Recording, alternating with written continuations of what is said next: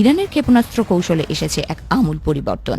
সামরিক বিশ্লেষকরা বলছেন, ইরান এখন আর শত শত মিসাইল ছুড়ে আকাশ ভরিয়ে দিচ্ছে না, বরং তারা বেছে নিয়েছে লক্ষ্যভেদী নিখুঁত হামলার পথ।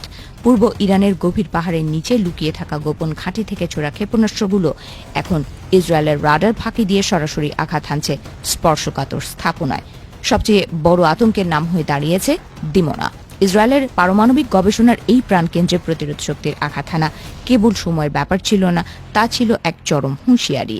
খোরামশার মিসাইলের মতো ভারী মারণাস্ত্র যখন দিমোনার আকাশে দেখা দিচ্ছে, তখন বোঝা যাচ্ছে যে এই যুদ্ধের গভীরতা কতটা গভীরে পৌঁছেছে। এমনকি আরদ অঞ্চলেও আছড়ে পড়ছে একের পর এক শক্তিশালী রকেট।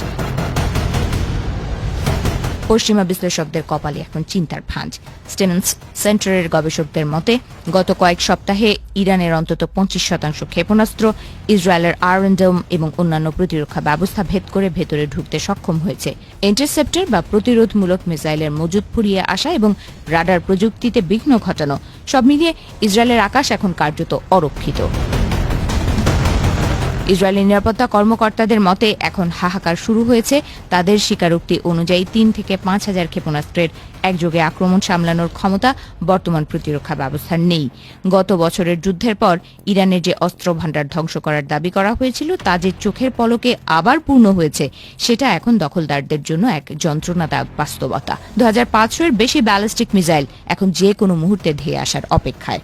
ফাত্তাহ-1 কিংবা খাইবার শেকানের মতো গতিপথ পরিবর্তনকারী ক্ষেপণাস্ত্রগুলো যখন হাইপারসনিক গতিতে লক্ষ্যবস্তুর দিকে ছোটে, তখন তা আটকানো অসম্ভব হয়ে পড়ে।